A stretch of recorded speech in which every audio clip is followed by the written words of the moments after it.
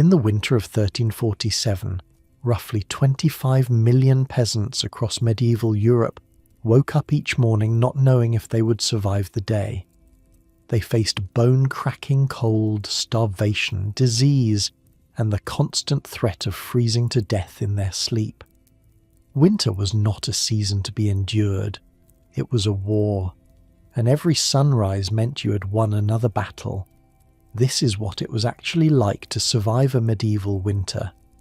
Before we get into it, if you find yourself coming back to these stories, hit that subscribe button. And I'm always curious where everyone's listening from. Drop your city and what time it is in the comments. Sometimes I'll see someone from Finland saying it's 3 in the morning while someone in California is having lunch. Time zones are wild when you think about it. Alright, so tonight we're heading back to medieval England. But before we go anywhere, get yourself comfortable. I mean it. Fix those pillows. Pull that blanket up a little higher. Because where we're going, you're going to want to be wrapped up tight. Your eyes open to darkness. Not the kind of darkness you're used to. Not the soft glow of a streetlight through curtains or the faint green of a charging cable across the room. This is total darkness. The kind that swallows everything. The kind your ancestors knew intimately, feared deeply, and navigated by feel alone. Your first breath hurts. The air is so cold it stings your nostrils, burns the back of your throat, settles into your chest like a physical weight. Each exhale rises in a visible cloud, though you cannot see it. You can feel it, though. The moisture leaving your body, stolen by the winter air before it even clears your lips. Your name is Agnes. You're 23 years old, and by the standards of your time, you're doing remarkably well. You've survived childbirth twice. Your husband still lives. Your parents made it through last winter. Not everyone can say that. Not everyone can say any of that. The year is 1347. January, probably. You stopped keeping careful count of the days somewhere around Christmas, when the priest marked the birth of Christ and the village managed a feast that felt almost normal. Now the days blur together, dark to dark, cold to cold, the same desperate rhythm of survival stretching out ahead of you like an endless frozen field. You're lying on a straw mattress, and I use the word mattress generously here. It's more like a large sack stuffed with hay and dried rushes, flattened by months of use until it's barely thicker than a folded blanket in some spots. You can feel the cold seeping up from the dirt floor beneath you, radiating through the thin layer of straw, like the ground itself is trying to pull the warmth from your bones. The mattress crunches when you shift. Bits of straw poke through the rough fabric covering and jab at your arms, your back, the tender skin behind your knees. Somewhere in that straw, fleas are waking up too. They'll want breakfast soon. You'll be on the menu. But here's the thing. You're not alone on this mattress. Your daughter is pressed against your left side. She's 4 years old, small and warm, her breathing slow and steady. Your son is somewhere near your feet, curled into a ball. He's 7, and he generates heat like a small furnace. Your husband lies behind you, his chest against your back, his arm heavy across your waist. His breath is warm on your neck, and you're grateful for it. Beyond your family, other shapes occupy the darkness. Your mother sleeps on a separate pallet near the wall. You can hear her snoring, a rattling wheeze that's gotten worse this winter. Your father is somewhere near her, though he's been up twice already tonight to tend the fire. You heard him shuffling around in the darkness, feeding precious sticks to the flames, trying to keep the embers alive until morning. And then there are the animals. In the corner opposite your sleeping area, separated by nothing more than a low wattle fence, live the true heroes of your winter survival. 2 sheep packed tight together, 3 chickens roosting on a crude wooden perch, and most importantly your family's prized possession, a single, magnificent, absolutely filthy pig. The pig's name is Edmund. You did not name him Edmund because it seemed funny. You named him Edmund because your husband's brother was named Edmund, and he died of fever 3 summers ago, and somehow naming the pig after him felt like keeping something of him alive. The logic doesn't hold up well, but grief rarely does. Edmund the pig is worth more than everything else in this house combined. More than the wooden bowls, the iron pot, the woolen blankets, the clay jugs, the wooden trunk that holds your family's entire material wealth. Edmund represents food security. Edmund represents survival. Edmund represents the difference between making it through to spring and joining your brother-in-law in the churchyard. So Edmund sleeps inside with you, along with everyone else. The smell is something you've stopped noticing. Imagine the worst locker room you've ever been in. Now add animal dung, now add smoke, now add the fact that no one has bathed since September, and bathing isn't coming back until the streams thaw, and even then it'll be a quick, miserable affair done as fast as possible before the cold reclaims you. Now add the particular funk of wool that's never been properly washed, only occasionally scraped clean and dried by the fire. Now live in that smell, every moment of every day, until your nose just gives up and decides this is normal. Your eyes adjust slowly to the darkness, and shapes begin to emerge. The fire pit sits in the centre of the single room that constitutes your entire home. The last of the embers glow faintly red, barely visible, throwing almost no light but providing just enough warmth to keep the air temperature above deadly. The smoke from the fire has no chimney to escape through. Chimneys exist, sure, but they're for the manor house, for the Lord's family, for people who live lives you can barely imagine. Your smoke escapes through a small hole in the thatched roof, or tries to anyway. Mostly it just fills the upper half of the room, creating a permanent haze that stings your eyes and blackens the underside of the thatch. You've been breathing this smoke every day of your life. So did your mother. So did her mother. Your lungs are probably dark as coal by now. You don't think about it. The walls are wattle and daub. That's a fancy way of saying sticks woven together and plastered with a mixture of mud, straw and animal dung. It works surprisingly well as insulation, actually. Those walls are nearly a foot thick in places, and they keep out the worst of the wind. But the cold still gets in. It seeps through the gaps around the door. It radiates from the ground. It presses against the single small window, covered not with glass, but with a piece of oiled linen that does almost nothing to stop the chill, but does block enough light that you can tell when the sun rises. How cold is it? Cold enough that water left in a bucket overnight freezes solid. Cold enough that your breath freezes in your hair while you sleep, leaving a crust of ice on your brow by morning. Cold enough that small children and old people die from it, regularly, quietly, during the long nights when the fire burns low and bodies can't generate enough heat to keep the blood flowing to their fingers and toes. The church records from this period are full of winter deaths. So and so died of the cold. Such and such perished in the frost. The weather took them.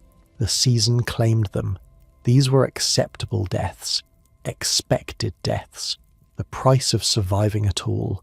You feel your husband stir behind you.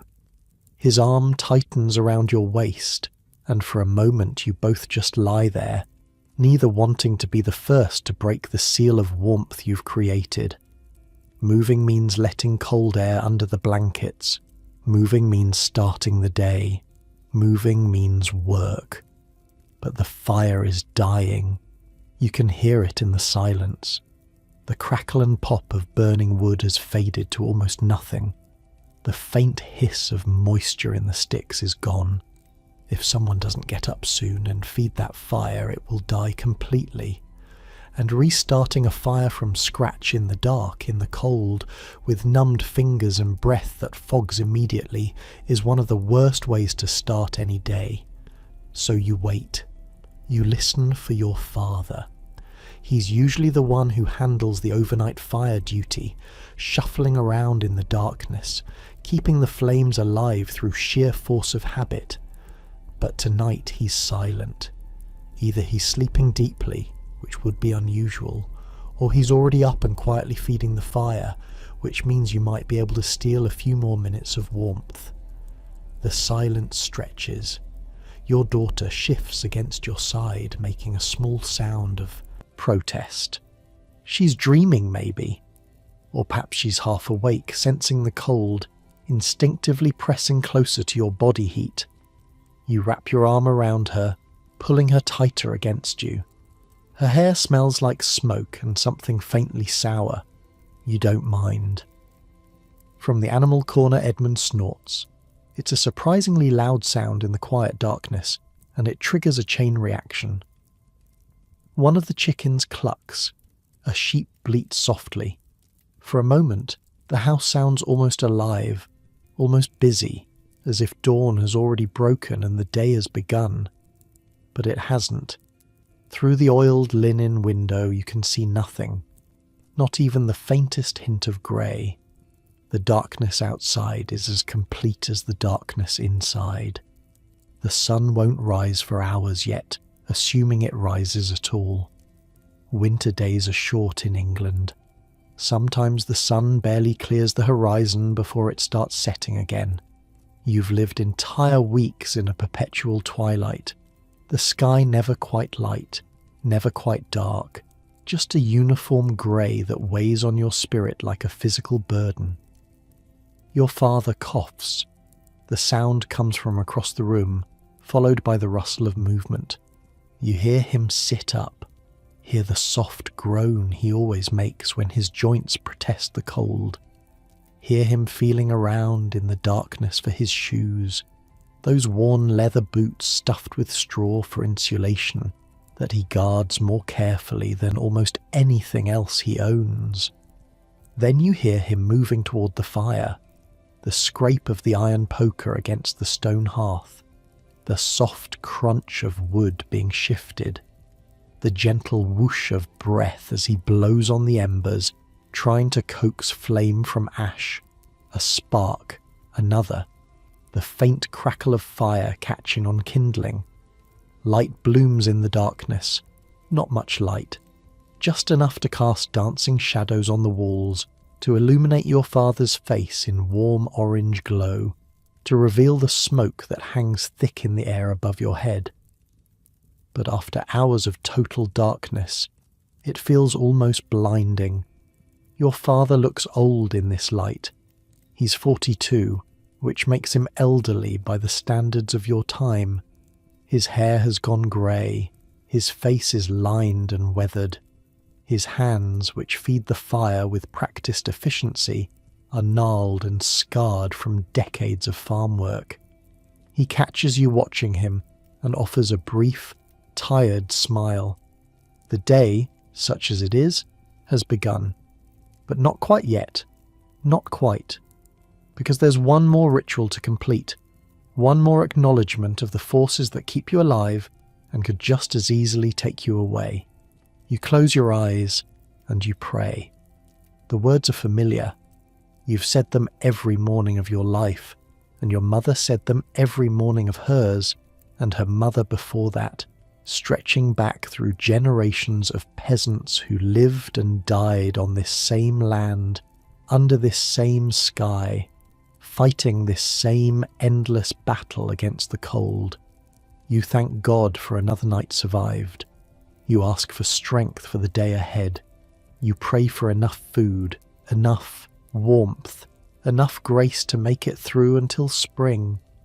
You pray for the children that they might grow up strong, for your husband that his health might hold, for your parents, that they might see one more summer.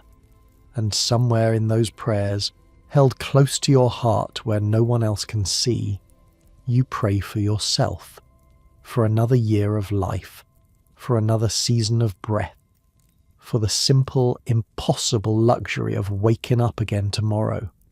The fire grows stronger. The first fingers of warmth begin to reach across the room. Edmund snorts again, this time with what sounds almost like satisfaction. The chickens begin to stir in earnest.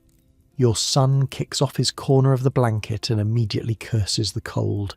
And you, Agnes of Wickham, peasant woman of medieval England, mother of 2, wife of 1, daughter of 2 more, prepare to face another winter day. Not because it will be easy, not because it will be pleasant, but because the alternative is unthinkable. You push back the blanket and feel the cold hit your skin like a physical blow. Your breath fogs immediately. Your muscles tense and protest. Everything in your body screams at you to burrow back under the covers, to reclaim that precious warmth, to let someone else handle whatever needs handling. But you don't. Because someone has to keep this family alive. Someone has to check the animals and stoke the fire and start the morning pottage and make sure the children are fed and dressed and functional. Someone has to hold everything together against the crushing weight of winter. Today, that someone is you. And in a way, that's okay. Because you know something that your lord in his stone manor house will never understand. You know something that the king in his distant palace surrounded by servants cannot fathom. You know what it means to survive, not to live, not to thrive, not to prosper or flourish, or any of those fancy words the priests use in their sermons about God's bounty. Just to survive. To wake up in the cold and the dark and the smoke and the smell and know, with absolute certainty, that you are still here. Still breathing, still fighting, still getting up one more time to face one more day. That knowledge is worth more than gold. The fire crackles. Edmund snorts. Your daughter rolls over and mumbles something in her sleep. And outside, invisible beyond the oiled linen window, the first faint hint of grey begins to lighten the eastern sky. A new day is coming. You're going to survive it. You swing your legs over the edge of the mattress and your bare feet hit the floor. The cold shoots up through your soles like you've stepped on ice, which honestly, you might as well have. The packed earth floor has been absorbing cold all night, drawing heat from the room, storing it somewhere deep underground where you'll never get it back. Your toes curl reflexively, trying to minimize contact. Your shoes are somewhere nearby. You grope around in the dimness, fingers brushing against straw, against the rough wool of a blanket edge, against something sticky that you choose not to investigate further. Finally, leather. You grab the shoes and pull them toward you. They're stiff with cold. The leather has contracted overnight, and for a moment you're not sure they'll even fit. You force your foot in anyway, wincing as the frozen material presses against your skin. Tomorrow you'll remember to tuck them under the blankets with you. Tonight you forgot. This is the price. Your husband is sitting up now, rubbing his face with both hands. In the growing firelight he looks exhausted. He's been coughing for 3 days, a wet sound that comes from deep in his chest and worries you more than you let on. Chest coughs kill people. You've seen it happen. A cough becomes a fever becomes a delirium, and then the priest is saying words over a fresh grave. But you don't say any of that. Instead, you catch his eye and nod toward the fire. He nods back. There's a whole conversation in that exchange, a married language of glances and gestures developed over 7 years of sleeping side by side. He'll handle the fire. You'll handle the food. The children will stay in bed as long as possible, conserving body heat until the room warms enough to move without pain. Your mother is already up. She moves like a ghost in the dim light, her grey hair loose around her shoulders, her movements slow but purposeful. She's heading toward the corner where you keep the cooking supplies, the iron pot, the wooden ladle, the clay jars filled with the remnants of last autumn's harvest. You join her without speaking. Words cost energy. Energy costs heat. Heat costs life. In winter, you learn to communicate in silences, in touches, in the efficient choreography of bodies that have done this same dance 1,000 mornings before. The pot is heavy. It's your most valuable cooking implement, this iron pot. It belonged to your grandmother before it belonged to your mother, and someday it will belong to you, and after that to your daughter, assuming everyone survives long enough for that handoff to happen. Iron is expensive. A pot this size represents years of savings, generations of careful use, a family heirloom more precious than any ring or necklace. You carry it to the fire pit and set it on the iron tripod that holds it over the flames. Your mother follows with a clay jug of water. Well, it was water yesterday. Now it's water with a thin crust of ice on top. She cracks through the ice with her knuckle and pours the contents into the pot. The water hits the iron and hisses, already starting to warm. Breakfast will be pottage. Not because you particularly want pottage, not because pottage is delicious or exciting or something you look forward to, but because pottage is what you have. Pottage is what you've had every morning since the harvest ended and the fresh vegetables ran out. Pottage is what you'll have every morning until the spring brings something new to eat. Your mother reaches into another jar and pulls out a handful of dried peas. They rattle against the pot like tiny stones. Another handful, another. Then some barley, golden brown and hard as pebbles. A few dried beans. A chunk of something that might have once been a turnip, now shriveled and leathery but still edible if you cook it long enough. Into the pot it all goes. The fire crackles beneath, and slowly, slowly, the water begins to steam. Your mother stirs with the wooden ladle, scraping the bottom of the pot to make sure nothing sticks. The motion is automatic. She's been making pottage since before you were born. She could probably make it in her sleep. Some mornings she practically does. While the pottage cooks, you turn to the real challenge of the morning, getting dressed.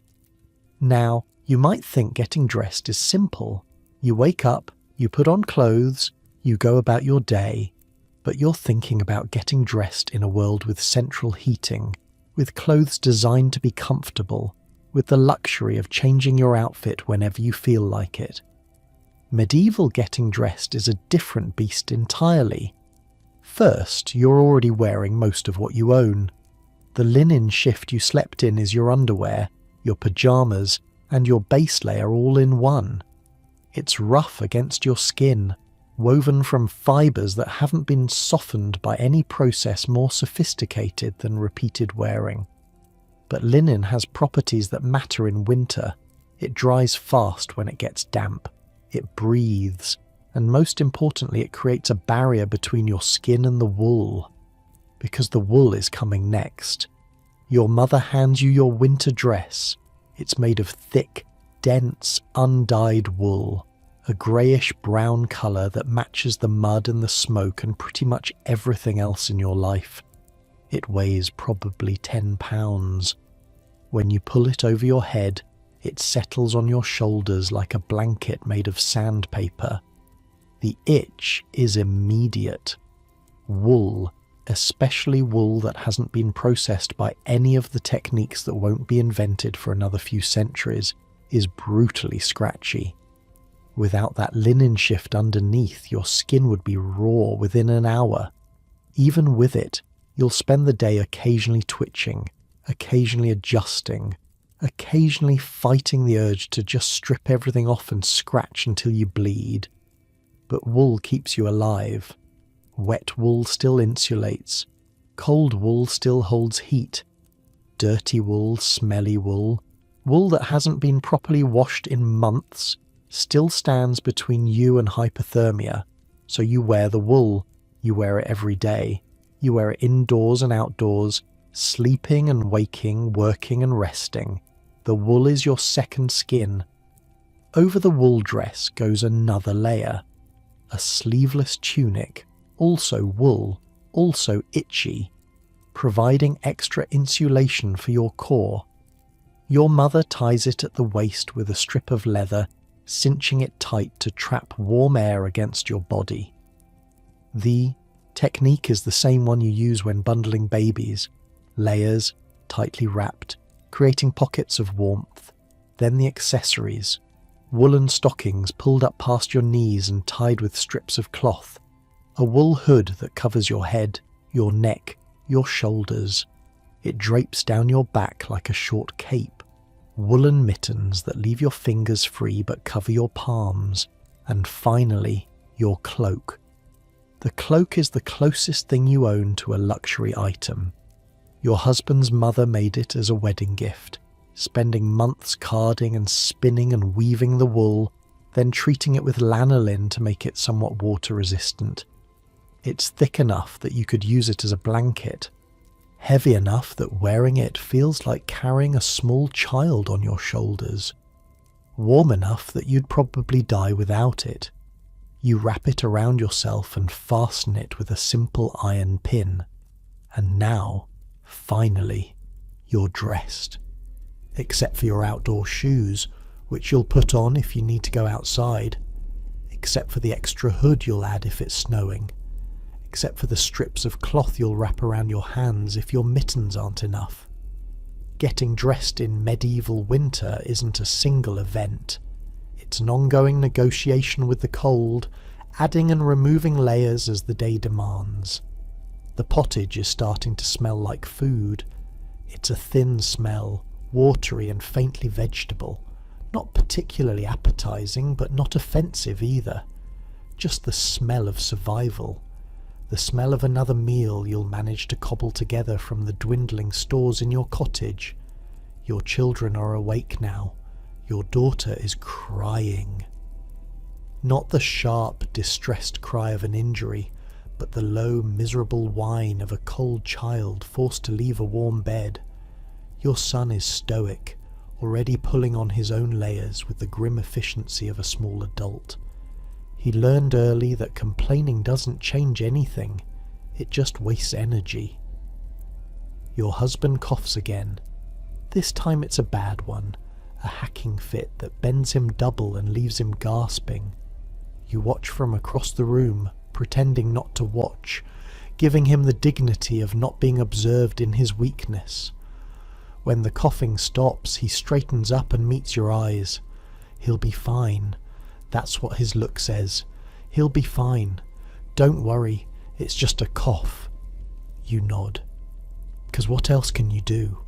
There's no doctor to call. No medicine to give, no hospital to visit.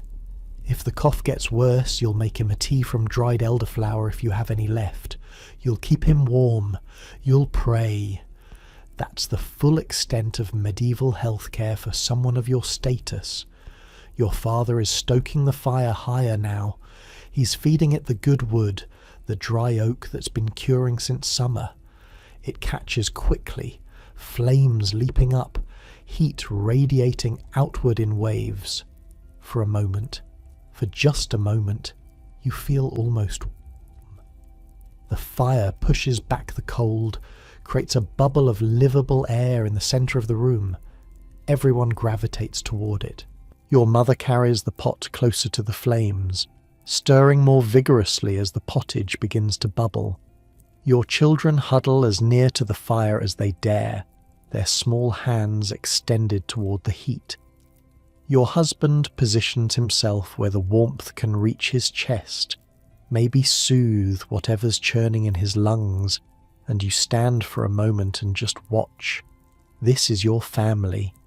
These are the people who will live or die based on your decisions, your work, your ability to keep everything running through the dark months ahead. Looking at them now, firelit and sleepy and draped in layers of rough wool, they look both impossibly fragile and impossibly strong. Edmund snorts from his corner. Right. The animals. Someone has to deal with the animals. You move toward the low wattle fence that separates the living space from the livestock area. The fence is barely knee-high, more of a suggestion than a barrier, meant to keep the animals from wandering into your sleeping area rather than to actually contain them. Edmund could knock it over with one good shove. He just chooses not to. The smell hits you first. Animal dung and hay and wet wool and something vaguely biological that you've stopped trying to identify. The animals have been packed into this corner all night, generating warmth and waste in roughly equal measure. The straw bedding beneath them is dark with moisture. It'll need to be changed soon, but not today. Today you'll just add more straw on top and deal with the mess when you have time. The chickens are awake and annoyed. They cluck at you accusingly as you approach, as if you've personally wronged them by making winter happen.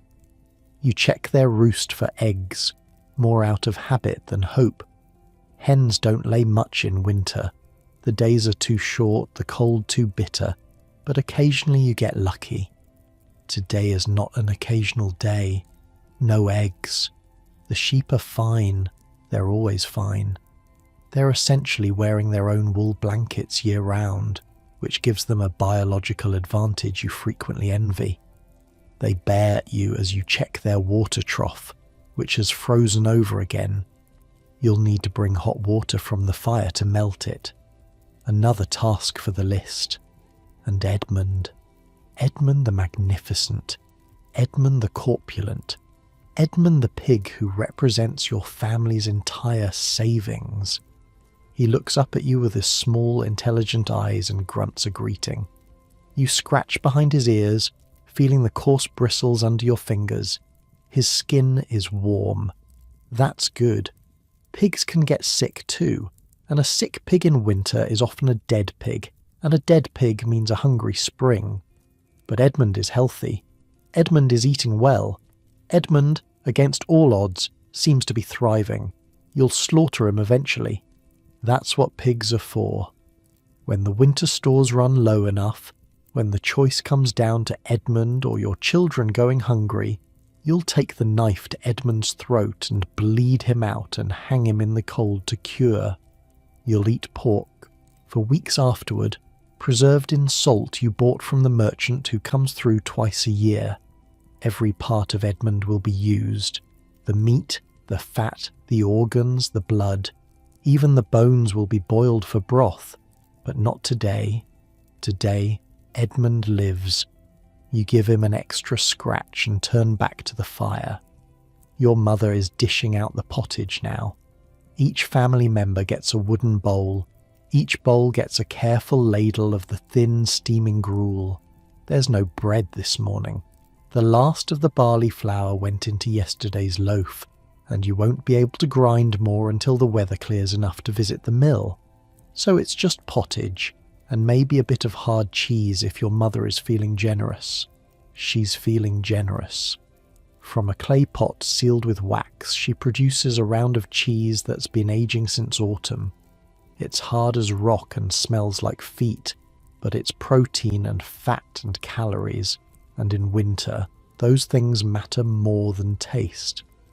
She cuts thin slices with the knife, one for each person, then tucks the rest back into the pot and seals it again. You take your bowl and your cheese and find a spot by the fire. The first sip of pottage is always the best. Not because it tastes good, it doesn't really taste like much of anything, but because it's hot, and the heat spreads through your chest and into your belly and reminds your body that you're still alive, still functioning, still capable of fighting through another day. Your daughter slurps beside you. making appreciative noises that have nothing to do with the quality of the food and everything to do with the warmth in her stomach. Your son eats mechanically, already thinking about whatever tasks await him today. Your husband eats slowly, pausing occasionally to suppress another cough, and your father reaches for the ale. The ale lives in a barrel by the door, covered with a wooden lid to keep out the dust and the mice and whatever else might want to crawl inside. It's weak stuff, more water than alcohol, brewed from barley that couldn't be used for anything else. But ale is safer than water. Ale won't give you the flux or the fever or any of the 1,000 waterborne diseases that kill peasants as surely as any sword. Everyone drinks ale. Your children drink ale. Your parents drink ale. Your husband drinks enough ale to float a small boat. It's breakfast and lunch and dinner, the liquid accompaniment to every meal, the baseline of hydration in a world where clean water is a luxury. Your father pours cups for everyone. The ale is cold, of course. Everything is cold. But it's wet and familiar and faintly sweet from the barley, and it washes down the pottage nicely enough. You drink and eat and drink some more, and gradually the gnawing emptiness in your stomach subsides into something like satisfaction. The fire pops and crackles. Outside, beyond the oiled linen window, the grey light is growing stronger. Not sunlight, not yet. Just the pale pre-dawn glow that means the world is waking up reluctantly, begrudgingly, as unwilling as you were to leave the warmth of bed. Soon you'll have to go out there, check the woodpile, haul water from the well if the well isn't frozen, see to whatever repairs can't wait another day. Survive, essentially. Do all the 1,000 small things that add up to making it through winter. But for now, just for this moment, you sit by the fire with your family and your pottage and your weak barley ale, and you let yourself feel something almost like contentment.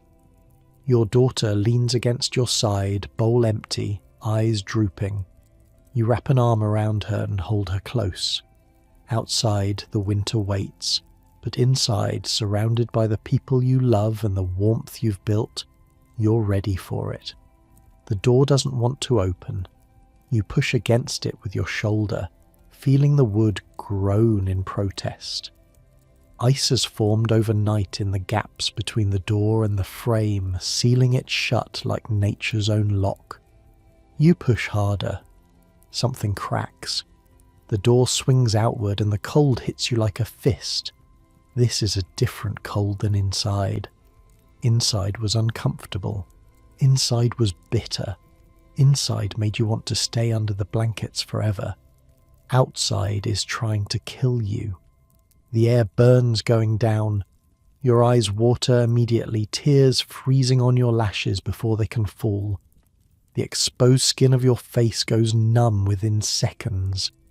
You pull your hood tighter, tugging it forward until only your eyes and nose are visible, and even then you can feel the frost biting at your flesh. The world is white, not the pretty white of paintings or the gentle white of first snowfall.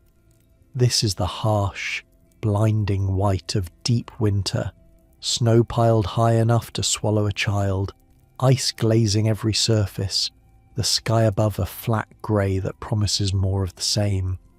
The sun is up there somewhere, hidden behind the clouds, providing light without warmth. Typical. Your footsteps crunch. The snow has a crust on top, frozen solid overnight, and each step breaks through with a sharp crack before your foot sinks into the softer powder beneath. It's exhausting work just to walk.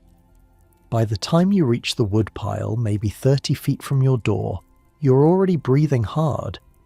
The woodpile is your family's other treasure. Not as valuable as Edmund, maybe, but close. Stacked against the cottage wall, protected somewhat by the overhang of the thatched roof, sits enough firewood to last until February. Maybe March if you're careful. Your father and your husband spent most of autumn cutting and splitting and stacking this wood, working from dawn to dusk while the weather was still mild enough to swing an axe without losing fingers to frostbite. You eye the pile critically. It's smaller than you'd like. The logs on the outside are crusted with ice, which means they'll hiss and spit when you burn them, wasting precious heat on evaporating water before they catch properly. The good stuff, the dry stuff, is deeper in the pile. You'll have to dig, but not right now. Right now you just need to grab enough to feed the fire for the next few hours. You work quickly, pulling logs from the outer layer, tucking them under your arm until you can't carry any more. 6 logs. 8. 10. Your arms are screaming and your back is protesting, and you're pretty sure you can't feel your fingers anymore. But you've got enough wood to keep your family warm until midday. The walk back to the cottage feels twice as long. The wood is heavy, the snow is deep. Your body is already tired from a night of restless sleep on a straw mattress in a frozen room. But you make it. You shoulder through the door, dump the logs by the fire pit, and allow yourself exactly 3 seconds to stand in front of the flames before heading back out. Because the well isn't going to empty itself. The village well sits in the centre of the green, which is not green at all right now, but rather a flat expanse of trampled snow, surrounded by cottages that look remarkably like yours. A dozen households share this well. In summer, it's a gathering place, a spot for gossip and news and the occasional argument. In winter, it's just another obstacle between you and survival. You grab the buckets from beside your door and start walking. Other figures are emerging from other cottages now. There's Martha from 3 doors down, wrapped so thoroughly in wool that she looks like a walking blanket. She raises a mittened hand in greeting and you nod back. Words are too expensive in cold like this. Every open mouth lets precious heat escape. There's old William, who's not actually that old but looks ancient, his face weathered by decades of outdoor work. He's heading toward the well too, moving with the careful shuffle of someone who's fallen on the ice before and has no intention of doing it again. And there's Father Aldrich, the village priest, stepping out of the small stone church that squats at the edge of the green like a toad in winter clothing. He's the only person in the village with access to a stone building, and even he looks miserable, his breath fogging, his nose bright red against his pale face. The well is frozen. Of course it is. You stand at the edge and look down into the darkness, and where water should be reflecting the grey sky back at you, there's only ice. Not thick ice, not yet. Just a crust, maybe an inch deep, that formed overnight and is now standing between the entire village and its water supply. Old William produces a hammer. It's a crude thing, just a rock lashed to a wooden handle, but it does the job. He swings down once, twice, 3 times. The ice cracks. Water sloshes up through the break. Everyone shuffles forward to fill their buckets before the ice can reform. The water is so cold it hurts your hands through the mittens. You haul up bucket after bucket, filling your 2 containers as fast as you can, then step back to let Martha take her turn. Your arms are shaking from the weight. Your shoulders ache. But you've got water now, enough for cooking and drinking and melting for the animals, enough to make it through another day. The walk back is the worst part. Full buckets are heavy. Full buckets slosh and splash. Full buckets throw off your balance on the icy ground, making each step a negotiation between speed and safety. You watch your feet, choosing your path carefully, stepping in the footprints you made on the way here. You're halfway home when you hear the scream. It's a child's scream, high and sharp, coming from somewhere behind the cottages. Your heart lurches. Your daughter is inside, safe by the fire. Your son is inside too, but someone's child isn't. and that scream doesn't sound like playing. You abandon your buckets and run. Running in snow is almost impossible. Your feet punch through the crust with every step, your legs sinking to mid-calf, your body lurching forward with an awkward, desperate motion that barely qualifies as movement. But you push through. Behind the cottages, where the village gives way to the fields, you find the source of the scream. It's Edgar, the blacksmith's boy. He's maybe 10 years old, and he's standing at the edge of the frozen pond with tears streaming down his face and snot bubbling from his nose. He's pointing at the ice, at the hole in the ice, at the small shape struggling in the water where the ice gave way. Oh no, it's his little sister, Emma. She's 4, same age as your daughter, and she must have wandered out onto the pond thinking it was solid.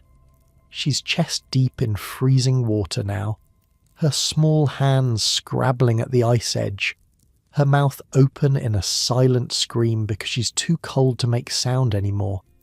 You don't think, you just move. There's a stick nearby, a long branch that must have fallen from one of the oaks at the pond's edge. You grab it and drop to your belly on the ice, distributing your weight across as wide an area as possible. The ice groans beneath you. You ignore it. You slide forward on your stomach, pushing with your elbows, holding the stick out ahead of you like a lance. The ice is cracking. You can hear it. Little pops and snaps that mean the whole surface might give way at any moment. You ignore that too. Emma's face is turning blue. You stretch the stick toward her, pushing it into her tiny hands, screaming at her to hold on. She grabs it. Her grip is weak, her fingers already clumsy with cold, but she holds. You pull. The ice beneath you shudders. A crack races across the surface, maybe a foot from your face. You pull harder. Emma slides toward you, her body breaking through the thin ice as she comes, creating a channel of dark water in the white expanse. Pull, pull, pull. Hands grab your ankles. Someone is pulling you backward while you pull Emma forward.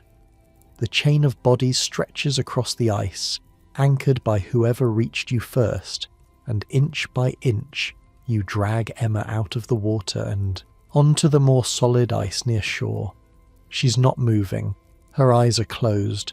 Her lips are blue. Her small body is limp in your arms as you gather her up and run toward the nearest cottage, which happens to be Martha's. Martha takes one look and throws open her door. Inside, the fire is blazing. Martha must have just stoked it, because the heat hits you like a wave. You carry Emma to the hearth and start stripping off her wet clothes, working with desperate speed. Wet clothes in this cold are a death sentence. The water will steal her heat faster than any fire can replace it. Martha brings blankets, dry blankets, wool blankets that smell like smoke and animals but are warm, wonderfully warm. You wrap Emma like a baby, cocoon her in layer after layer, and hold her against your own body to share your heat. Come on, wake up. A minute passes, 2. Then Emma coughs. Water spurts from her mouth. Her eyes flutter open. She looks at you with absolute confusion, like she has no idea how she got here or who you are or why she's wrapped in blankets by a stranger's fire. And then she starts to cry. It's the most beautiful sound you've ever heard. You hold her close while she sobs, feeling her small body shake against yours, feeling the life returning to her limbs. She's going to be all right. She's going to survive. Against all odds, in a world where children die every winter from moments just like this one, this particular child is going to live. Martha brings hot ale, not for Emma, for you. Your hands are shaking so badly you can barely hold the cup, and you realize that you're soaking wet too. The ice, the water, the desperate crawl across the frozen pond. Your cloak is damp, your dress is damp, Your stockings are definitely damp, but you're alive, and so is Emma.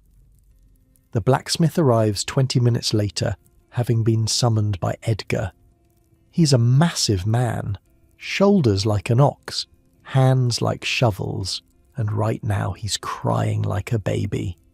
He gathers Emma into his arms and holds her so tightly you worry he might break her. "Thank you," he keeps saying. "Thank you. I'll never forget this. Anything you need. Anything." You nod and say nothing. 'Cause what is there to say? You didn't think. You didn't calculate. You just saw a child drowning and you moved. That's what people do in villages like this. That's what survival means when you're all packed together against the cold. You save each other, or you die alone.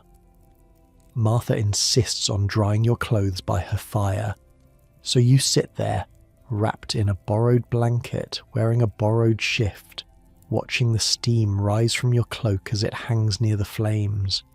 Your own fire will be dying by now. Your own family will be wondering where you are. But you can't walk home in wet clothes. That would be suicide.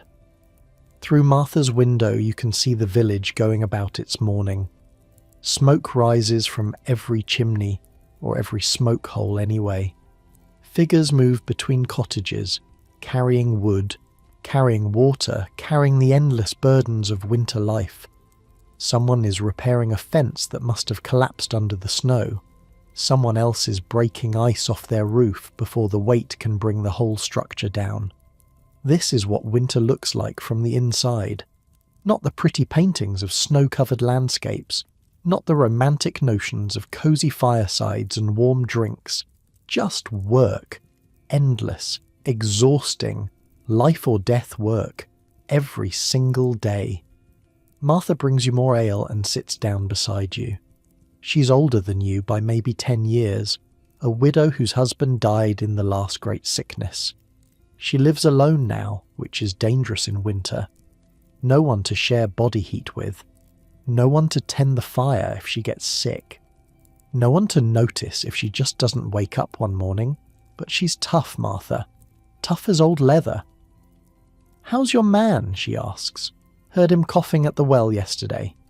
You shrug. "The same." Martha nods. "My brother had a cough like that once." She doesn't finish the sentence. She doesn't need to. You sit in silence for a while. Your clothes are almost dry now. The steam has stopped rising. Your cloak looks like it might actually be wearable again, though it'll smell like Martha's fire instead of your own. You should go. Your family needs you. Your fire needs tending. The buckets you abandoned by the well need retrieving before someone decides they're community property now. Life doesn't stop just because you pulled a drowning child from a frozen pond, but you allow yourself one more minute by Martha's fire. Just one more minute of warmth, one more minute of rest, one more minute to feel your heartbeat slow from the frantic pounding of the rescue to something approaching normal. Then you stand. You thank Martha. You pull on your still damp cloak and step back out into the cold. The walk home is quiet. The village has absorbed the morning's drama and moved on. Someone else has retrieved your buckets from the path, left them propped against your cottage door. Small kindnesses like that are how communities survive. You remember them. You repay them when you can. Your door opens before you reach it. Your husband is standing there, eyes wide, face pale above his wrapped scarf. He pulls you inside without a word, guides you toward the fire, starts checking you for injuries like you're a child who just fell out of a tree. "I'm fine," you tell him. "I'm fine." He doesn't believe you. He keeps checking anyway. And despite everything, despite the cold and the wet and the terror of those few minutes on the ice, you feel something warm spreading through your chest. You made it. Emma made it. Everyone made it. That's what matters. The fire crackles. Your daughter runs to hug your legs. Your son looks up from the corner where he's been mending a fishing net and nods, just once, an acknowledgement that you did good. And somewhere outside, in a cottage on the other side of the village, a little girl with blue lips is warming up beside her father's fire alive because you happen to be walking past at the right moment.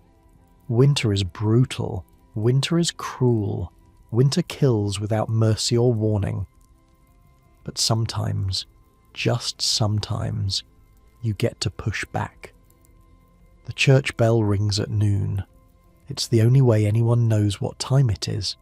No clocks in the village, no sundials that work under grey winter skies. Just Father Aldrich hauling on the rope in the stone bell tower, sending that heavy iron note rolling across the frozen fields. Noon means dinner. Not the kind of dinner you're probably imagining. Not a spread of dishes, not multiple courses, not anything that would qualify as a meal by modern standards. Just more pottage, thicker now after simmering all morning, served with whatever else can be scraped together. Your mother ladles out the bowls again. The pottage has transformed during the hours you were gone. The dried peas have softened into mush.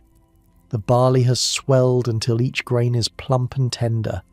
The mystery turnip chunk has dissolved entirely, leaving behind only a faintly sweet taste and a slightly thicker texture. It's not good, but it's not bad either. It's just food. Your husband eats slowly. He's coughing less now, which could be a good sign or a bad sign.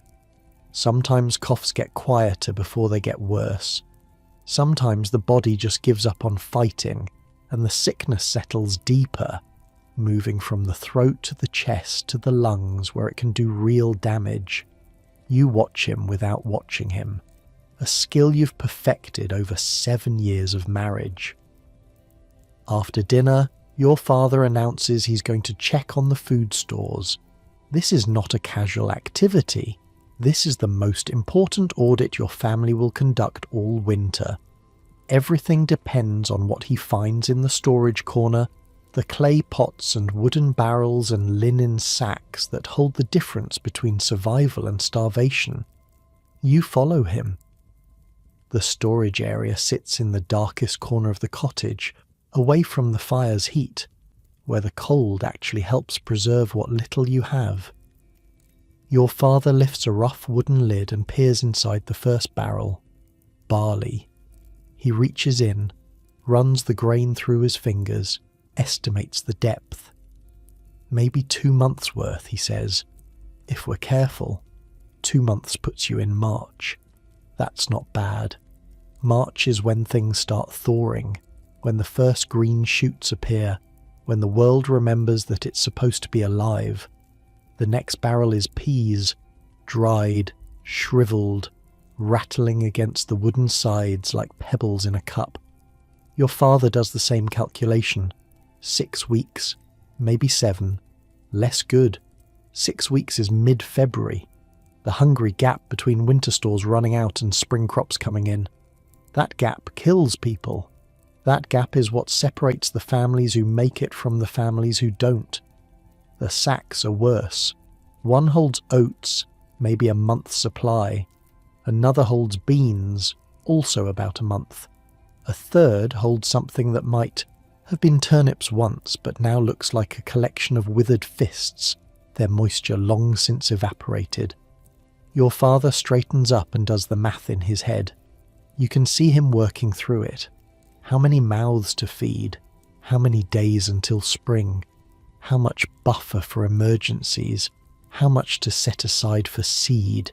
Because if you eat your seed grain, you might survive this winter, but you'll definitely starve next year. It's going to be tight. He doesn't say this out loud. He doesn't need to. You can read it in the set of his shoulders, the way he replaces each lid with excessive care. The silence that stretches between you like a held breath. Tight means rationing. Tight means smaller portions. Tight means your children going to bed hungry some nights so there's enough for everyone in the morning. But tight isn't impossible. Tight can be survived. You've done it before. The cheese is the real treasure. Your mother has been hoarding it since autumn, sealing each round in wax, tucking them into the coldest corner of the coldest spot. You count 4 rounds remaining, maybe 5 pounds total, protein and fat that will keep your family's strength up when the pottage alone isn't enough. There's also the salted pork, a half side wrapped in linen and hung from the rafters where the smoke can keep it preserved. Your husband's father slaughtered the pig back in November, shared the meat with your family as part of some complicated arrangement involving labour and debts and obligations you don't fully understand. It doesn't matter. What matters is the pork exists, pink and fatty beneath its crust of salt, waiting to be sliced thin and added to the pot when things get desperate. And then there's Edmund.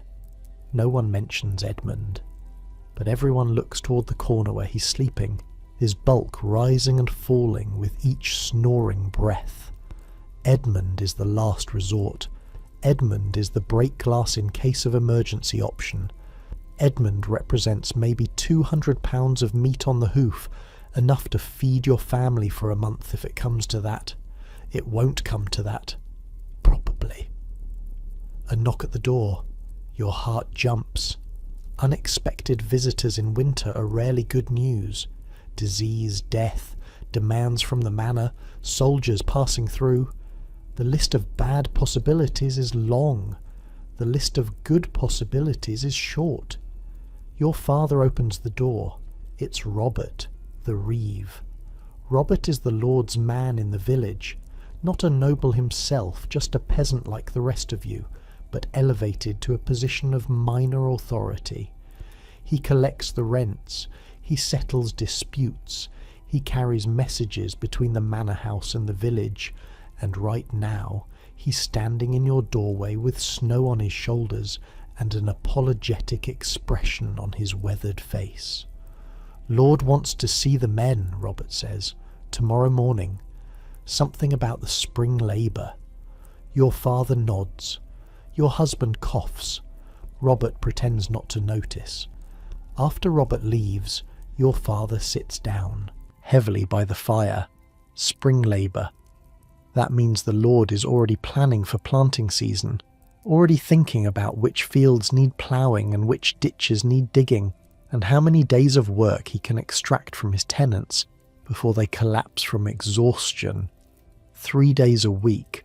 That's what your family owes.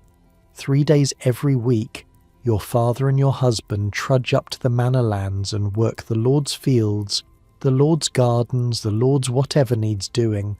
In exchange, you get to live on his land, farm your own strip of field, breathe his air. It's a bargain, technically.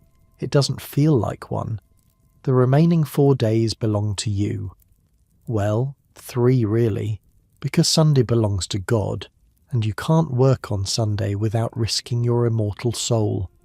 So 3 days to tend your own crops, repair your own cottage, gather your own firewood, do all the 1,000 things that keep your family alive. In winter, the labour obligations ease somewhat. There's less to do on the manor when the ground is frozen and the fields are buried under snow, but the Lord still finds ways to keep his tenants busy, hauling wood, clearing paths, maintaining buildings. The work never really stops, just changes shape with the seasons. Your mother starts cleaning up from dinner. Wooden bowls get wiped with a rag and stacked by the wall. The iron pot gets scraped clean and set aside for the evening meal. The fire gets another log, carefully selected from the pile, positioned just right to burn slow and steady through the afternoon. Your children have been remarkably quiet. Your daughter is playing with a doll your mother made from rags and straw, cradling it like a baby, murmuring words too soft to hear. Your son is back at his fishing net, fingers working the knots with patient precision. In summer, that net will feed the family. Right now, it's just something to do with his hands. Winter is hard on children. They can't run outside and play for hours like they do in warm weather. They can't splash in the stream or climb trees or chase each other through the fields. They're trapped inside in the smoke and the dark and the close quarters, with nothing but each other and whatever entertainment they can manufacture. Your son is handling it well. He's always been the quiet type, content to sit and work and wait. Your daughter is struggling. She's been clingy lately, always wanting to be in your lap, always wanting your attention. She cries easily, over nothing, over everything. She's afraid of the dark, which is a problem when half your life happens in darkness. Last night she woke up screaming about monsters, and it took an hour of rocking and singing before she'd go back to sleep. You don't blame her. You'd cry too if you could afford the energy. The afternoon stretches ahead of you. In summer, this time of day would be packed with work, but winter afternoons are different. The light is already starting to fade by mid-afternoon, the grey, sky darkening toward evening. There's only so much you can do in dimness, only so many tasks that don't require being able to see clearly. So you find things to occupy your hands. Your mother is spinning. She set up her drop spindle near the fire, pulling handfuls of raw wool from a basket and transforming them into thread through some alchemical process you've watched 1,000 times, but still find slightly magical. The spindle twirls, the fibers twist, thread accumulates on the shaft, thin and even and strong. Every garment your family owned started as a sheep. That's something people forget. Before you can have a wool dress, someone has to raise the sheep, shear the sheep, clean the wool, card it, spin it, weave it, cut it, sew it. The dress on your back represents hundreds of hours of labour, most of it done by women like your mother, working their spindles through endless winter afternoons. You should be spinning too. But your hands are still shaken from this morning's rescue, and you can't quite settle into the rhythm.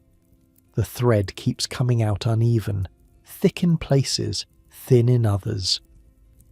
Your mother notices but says nothing. She just keeps spinning, her hands steady, her thread perfect. Your husband is mending a shoe. The leather has cracked from the cold, split along the seam where his foot flexes. He's working an awl through the tough material, preparing holes for the waxed thread that will stitch it back together. It's delicate work. Too much pressure and the awl will punch straight through. Too little and the leather won't give. He coughs while he works. Not the deep, wet cough from this morning. Something smaller, almost casual. Like his body has just accepted that this is what breathing sounds like now. You catch your mother's eye across the room. She's noticed too. Of course she has. She's been watching sickness come and go in this village for 50 years. She knows what a cough can mean. She knows how fast things can turn. But neither of you says anything. What would be the point? There's no medicine to give, no treatment to try. All you can do is keep him warm and fed and hope his body fights off whatever's trying to take hold. The fire pops, sending a shower of sparks up toward the smoke hole. Outside, the wind has picked up. You can hear it whistling through the gaps in the wattle walls, feel it pushing against the door like a living thing trying to get in. The temperature is dropping. Tonight will be colder than last night. Your daughter abandons her doll and climbs into your lap. She's heavy and warm, and she smells like smoke and wool and something uniquely her, some essence of childhood that no amount of dirt can quite mask. You wrap your arms around her and hold her close. How come the sun goes away so early, she asks. Because it's winter, you tell her. The sun gets tired in winter. It needs to rest. This is not scientifically accurate. You have no idea why winter days are short, but it's an explanation that satisfies a 4-year-old, and right now, that's what matters. Will it come back? Always, you say. The sun always comes back. She thinks about this for a moment, like Papa's cough. Will that go away too? You don't answer right away. You can't. The words stick in your throat. Yes, you finally say. Like Papa's cough. It'll go away too. You hope you're not lying. The afternoon crawls toward evening. Your mother finishes one spindle of thread and starts another. Your husband finishes the shoe repair and moves on to patching a hole in his cloak. Your father dozes by the fire, head nodding, hands folded across his stomach. This is winter. This is what it looks like from the inside. Not adventure, not excitement, just hour after hour of survival, of making do, of keeping the fire burning and the family fed and the cold at bay. It's boring. It's terrifying. It's both things at once. Through the window, the light fades from grey to something darker. Evening is coming. Soon your mother will start the evening pottage. Soon your father will wake and tend the fire. Soon the whole cycle will begin again. Another meal, another night, another desperate bid to make it until morning.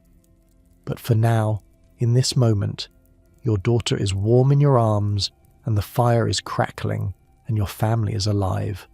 That's enough. That has to be enough. Your daughter falls asleep in your lap. Her breathing slows. Her body goes heavy. Her small hand, which had been clutching the front of your dress, relaxes and falls to her side. Sleep is the only true escape from winter, and children take it whenever they can. You don't move. Moving would wake her, and a sleeping child is a child who isn't hungry, isn't cold, isn't asking questions you can't answer. So you sit perfectly still, watching the fire, feeling the weight of her against your chest, letting your own eyes grow heavy. You don't sleep, not quite, but you drift. Your mind wanders to other winters. The one 3 years ago when the snow came early and stayed late, when your family ate nothing but thin gruel for 6 weeks and everyone's ribs showed by spring.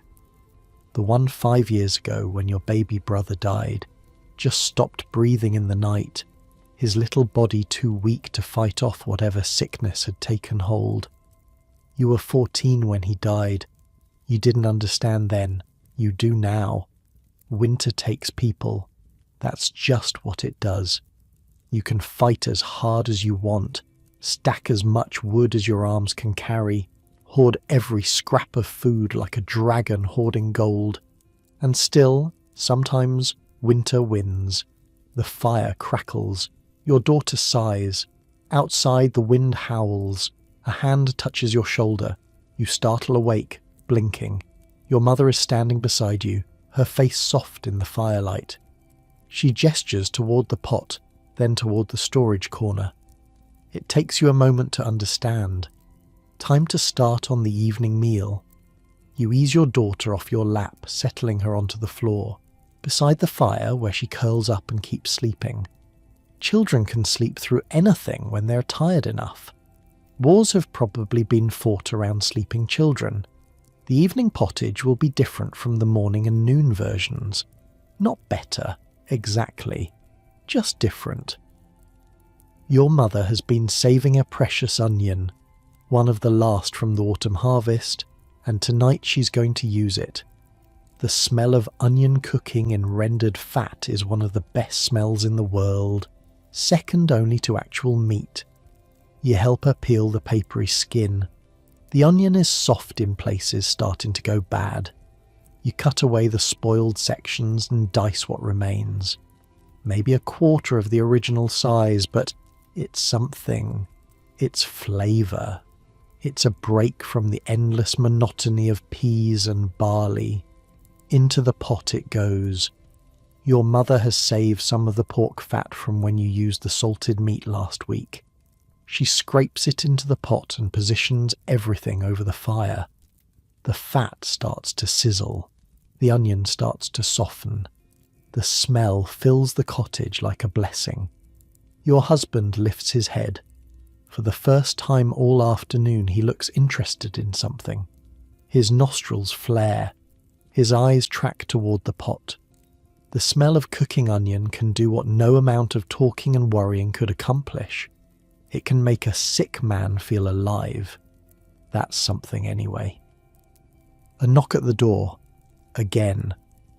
This time you're the one who answers. The cold hits you as you crack the door open, and through the gap you see a face you recognize. It's Alice, the midwife. Alice is maybe 60 years old, which makes her ancient, which means she's survived more winters than anyone else in the village.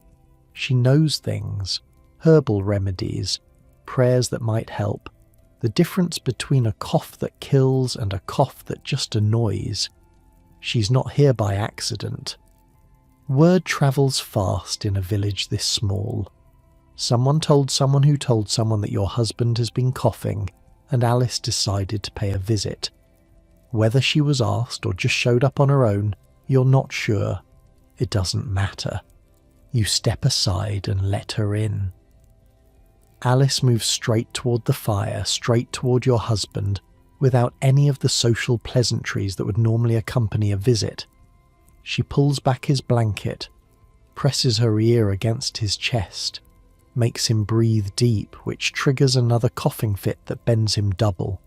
She waits until the coughing stops, then straightens up. Not in his lungs yet, she announces, but it wants to be.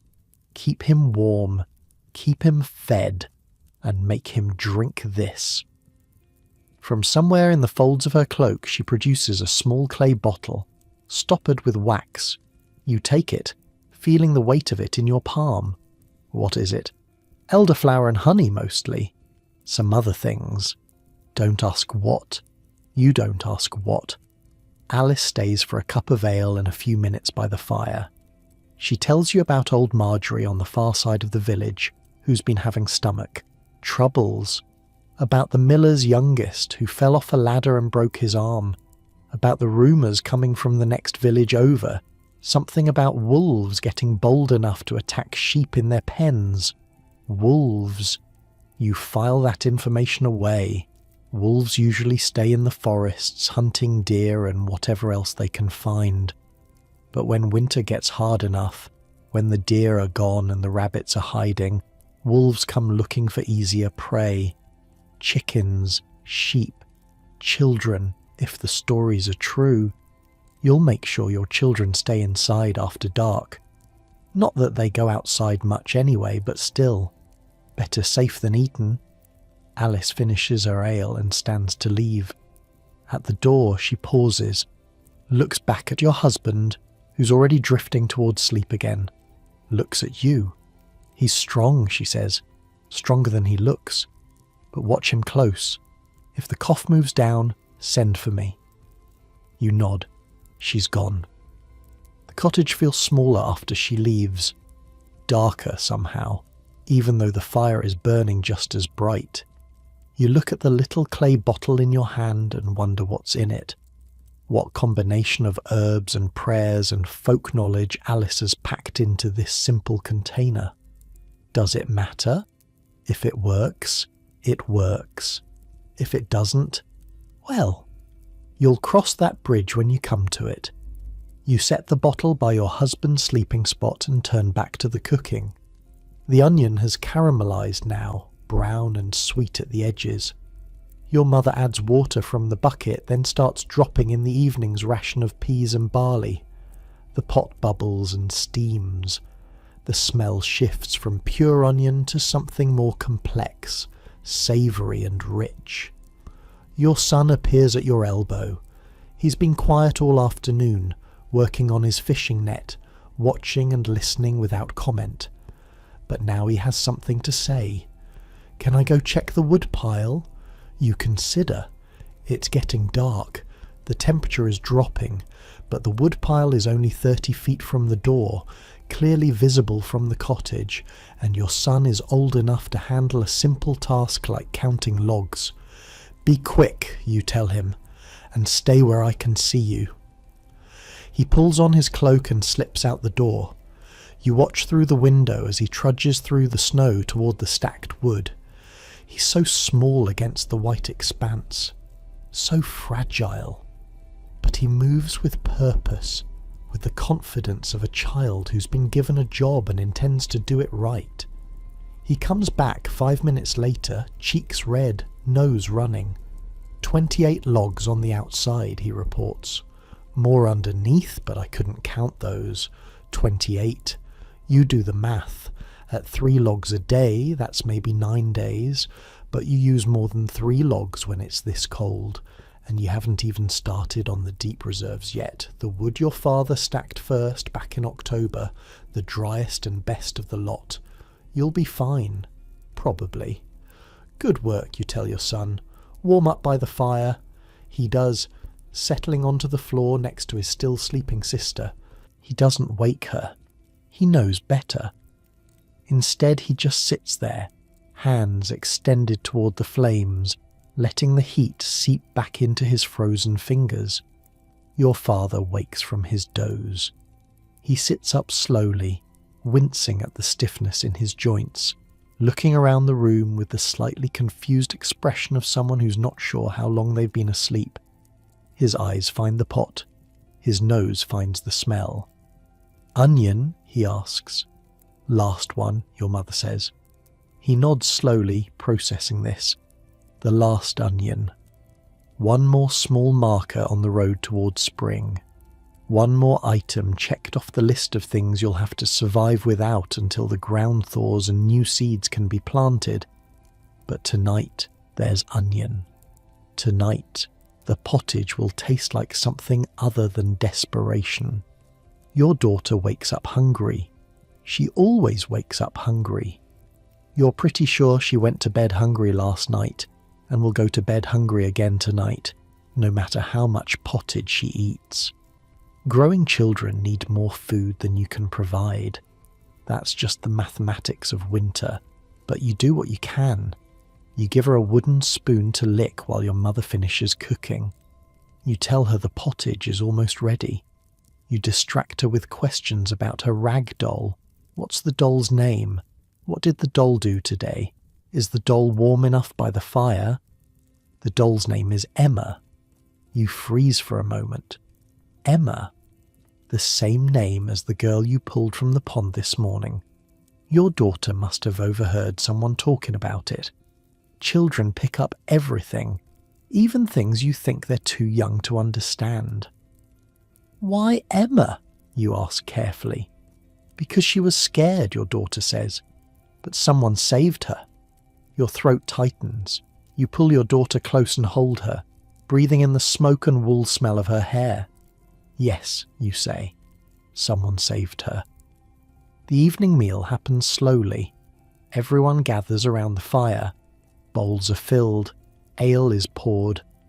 The pottage is better than usual, the onion adding a sweetness that makes the whole thing feel almost like a real meal. Your husband eats more than he has in days, which could be a good sign. You choose to believe it's a good sign. Your daughter chatters while she eats, telling stories about her doll Emma, about the fire, about the funny sound the wind makes when it blows through the cracks in the walls. She's found her voice again after the long quiet afternoon. Children are resilient like that. Your son eats in silence, methodically working through his portion. He's thinking about something. You can tell by the furrow in his brow, the way his eyes stare at nothing. But you don't ask. He'll talk when he's ready. After dinner, your mother produces a surprise. From the cheese pot she pulls not a slice but an entire small round, maybe a quarter pound. She sets it in the centre of the group like an offering. It's your father's birthday. You'd forgotten. In the blur of winter days, you'd completely forgotten that today your father turns 43 years old, an achievement in itself. Most men don't make it this long. Your mother slices the cheese thin, giving everyone a piece. The taste is sharp and salty, so different from the pottage that it almost shocks your tongue. Your daughter makes a face. Your son eats his in 2 bites. Your husband savours his slowly, eyes closed, like he's trying to memorize the flavour. Your father just sits there, looking at his family in the firelight, a small smile on his weathered face. "Thank you," he says, and you understand that he's not just thanking anyone for the cheese, he's thanking you all for being here, for being alive, for making it through another year together, against all the odds, despite everything that winter and sickness and fate have thrown at you. You raise your cup of ale. Happy birthday, you say. The others echo it, even your daughter, who doesn't quite understand what a birthday is but knows a celebration when she sees one. Happy birthday. The fire crackles, the wind howls. Somewhere outside, in the frozen darkness, wolves might be creeping closer to the village. But in here, in this moment, everything is exactly as it should be. Your family is together. Your bellies are full or close enough. Your home is warm or warm enough. And your father has made it to 43. That's worth celebrating. That's worth remembering. That's the kind of small victory that makes winter survivable. You finish your cheese, you finish your ale, and you settle in for the long evening ahead, surrounded by the people you love, grateful for every single one of them. The last light dies at the window. One moment there's a faint grey glow behind the oiled linen. The next moment, nothing. Just blackness pressing against the cloth like something alive trying to get in. Your mother reaches for the rushlights. They're stored in a clay jar by the wall, maybe 24 thin reeds dipped in animal fat and dried until they're stiff as bone. She pulls one out and carries it to the fire, touching the end to a glowing ember until it catches.